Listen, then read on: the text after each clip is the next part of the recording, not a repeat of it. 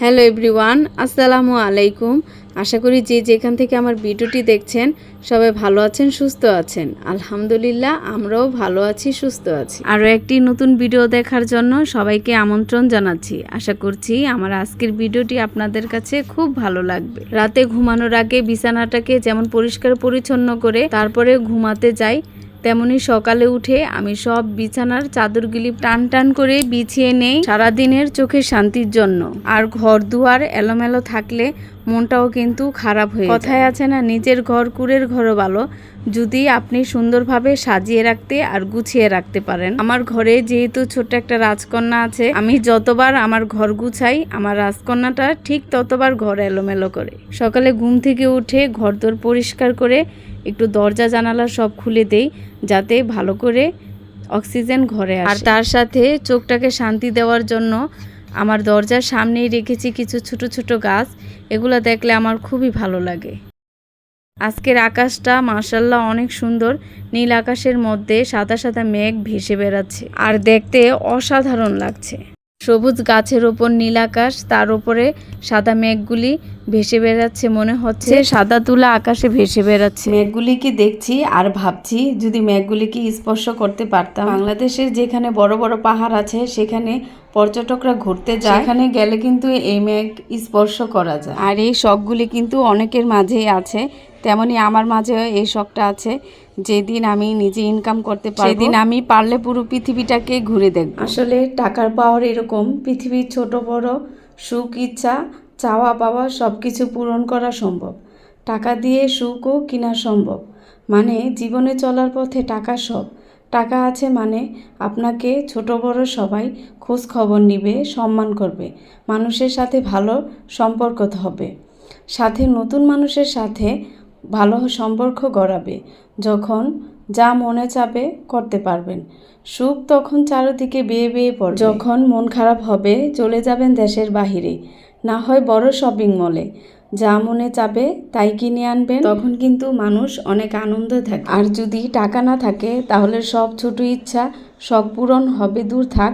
সব শখ আর ইচ্ছা আর ছোট স্বপ্নগুলিকে বাক্সে রেখে তালা মেরে দিবেন। আর কিছু সময়ের জন্য মন ভালো রাখতে তখন এই সোশ্যাল মিডিয়ায় ঘুরে আসবেন, কারণ এখানে কষ্ট থেকে সুখের ভিডিও অনেক আছে। যারা ভালো মন মানসিকতার তারা কিন্তু অন্যের সুখ দেখে নিজেও অনেক হ্যাপি থাকে। আর এগুলো দেখে মন ভালো করবেন।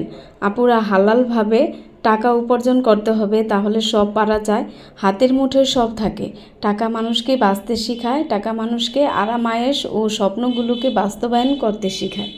কিন্তু আমরা মেয়েরা চাইলেও অনেক কিছু পারি না, চারদিক থেকে বাধা চলে আসে। আমরা দেখেছি এই ইউটিউব প্ল্যাটফর্ম থেকে অনেকেই কিন্তু সফল হয়েছে। ইউটিউব থেকে ইনকাম করা টাকায় অনেকে গাড়ি বাড়ি আরও অনেক কিছুর মালিক হয়েছে। আসলে ছোট থেকেই মানুষ কিন্তু বড় হয়। এখন যারা বড় বড় ব্লগার হয়েছে তারাও কিন্তু একসময় ছোটই ছিল। মানুষের ভালোবাসায় তারা কিন্তু এখন অনেক বড় ব্লগার হয়ে গিয়েছে। তাদেরকে যখন দেখি আসলে কিন্তু অনেক ভালো লাগে। তখন নিজের ভিতরে একটা কাজ করে, যদি আমিও এরকম বড় হতে পারতাম।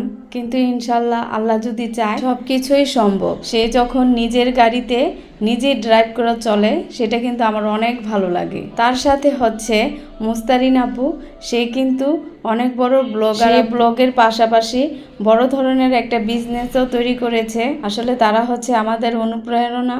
তাদেরকে দেখেই কিন্তু আমরা অনেক কিছুই শিখি। কিনে আনা হয়েছে বাজার থেকে একটা রুই মাছ যেখান থেকে কেটে আনে সেখানে ছিল প্রচুর ভিড়, তাই মাছটাকে বাসায় নিয়ে এসেছে। এটাকে কেটে ধুয়ে পরিষ্কার করে রেখে দিলাম ফ্রিজে। এখন তৈরি করছি দুপুরের জন্য রান্না বান্না। আজকে কলা ভর্তা বানাবো। সবসময় কলা ভর্তা খেয়েছি, কাঁচা পেঁয়াজ আর শুকনা মরিচ ভেজে ভর্তা বানিয়েছি, ওটা খেতে মজা ছিল। কিন্তু এখন কাঁচা পেঁয়াজ না দিয়ে পেঁয়াজটাকে ভেজে বেরেস্তা বানিয়ে তার মধ্যে শুকনা মরিচ ভেজে তারপরে ভর্তা বানালে সেটা খেতে অনেক দুর্দান্ত হয়। আজকে ভর্তার সাথে আছে ডাল, উস্তা ভাজি, সালাদ আর হচ্ছে গরুর মাংস। খাওয়া দাওয়া শেষ করে চলে এসেছি বাড়িতে। যে ছোট ছোট বিভিন্ন ধরনের গাছপালা হয় সেগুলো কিন্তু আমরা বাড়ির আবর্জনা হিসেবেই মনে করি, কিন্তু এটা যে চুলের যে কত উপকারী একটা ঔষধি সেটা আগে জানতাম না। এগুলা টবে যে গাছগুলি আছে সেগুলোতে প্রচুর হতো, আগে উঠে উঠে ফেলে দিতাম, কিন্তু এখন আর উঠে ফেলে দেই না, এটাকেও প্রচুর যত্ন করি। তাই আমি এই গাছের সঠিক নামটা জানি না, আপনারা জানলে সেটা আমাকে কমেন্টে জানাবেন। সাথে নিচ্ছি অ্যালোভেরা। আমার এই অ্যালোভেরা গাছটা বহু পুরনো, এটা থেকে যে কত গাছ তৈরি হয়েছে, কিন্তু সব গাছগুলিই জানি এখন মরে গিয়েছে আর বাচ্চারা নষ্ট করে ফেলেছে, তাই মা গাছটাই এখন বেঁচে আছে। অ্যালোভেরা একটা গাছ থেকে যেহেতু প্রচুর গাছ আরও হয়, আশা আছে এই গাছটা থেকে আরও গাছ হলে সেটাকে অনেক যত্ন করে রেখে দিই। আর আমাদের মেহেদি গাছ থেকে কিছু মেহেদি পেরে নিচ্ছি। আসলে নিজেদের গাছ থাকলে কি হবে, আমাদের মেহেদি দেওয়া হয় না। আমি এই নন স্টিকের তাওয়াতেই এই তেলটা তৈরি করি, আর আমি যে তেলটা ব্যবহার করি সেটা তো আপনাদেরকে দেখালাম। এই তেলটার সাথে অ্যাড করব পেঁয়াজ, মেহেদি আর হচ্ছে রসুন। রসুনটা দেওয়ার কারণ হচ্ছে আমার যেহেতু একটু মাথার স্কাল্পটা অনেক চুলকায়, সেই কারণে রসুনটা দিলে এই চুলকানি থেকে একটু রক্ষা পাওয়া যায়। সাথে অ্যাড করেছি মেথি আর অ্যালোভেরা। আগে যখন তেল তৈরি করতাম তখন আমি সবগুলোকে পেস্ট করে নিয়ে তারপরে তেল তৈরি করতাম, সেটাতে দেখা যায় অনেক তেল ওই পেস্টের মধ্যে লেগে থাকতো আর ভালো করে ওইরকম হতো না, ভাজা ভাজা হতো না। সেই কারণে আমি এখন সবগুলিকে আস্তই দিয়ে দিয়েছি। সব উপকরণগুলি যখন ভাজা হয়ে যাবে আর তেলের রংটা একটু চেঞ্জ হবে, ভাজা হয়ে যখন সব উপকরণগুলি মুচমুচে হয়ে যাবে আর ভাজার সময় যে উপরে যে অনেক ফেনা উঠেছে, এটা যখন ভাজা হয়ে রেডি হয়ে যাবে তেলটা, তখন কিন্তু আর এই ফেনাটা থাকবে না। রেডি হয়ে গেছে আমার তেল। এখন আমি সব উপকরণগুলো উপরে উঠিয়ে নিব যাতে নিচে তেলটা একটু জমে থাকে।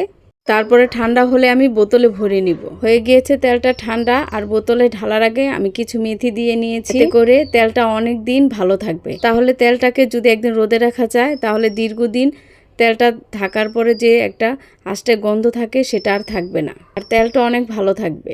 এখানে বাচ্চাদের জন্য তৈরি করছি দই। ছোট গ্লাসে পাতার কারণ হচ্ছে বাচ্চারা যেহেতু সাজানো গোছানো জিনিসটাই পছন্দ করে, সেই কারণে ছোট ছোট গ্লাসে ওদের পরিমাণ অনুযায়ী পাতানো হয়েছে দই, যাতে করে ওরা নষ্ট না করে ওদের মন মতো খেতে পারে। আর দই যেহেতু কাটার পর কিন্তু পানি ছেড়ে দেয়, এটার মধ্যে আর সেই চান্সটা থাকে না। এই পর্যন্তই, সবাই ভালো থাকেন, সুস্থ থাকেন। আল্লাহ হাফেজ, আসসালামু আলাইকুম।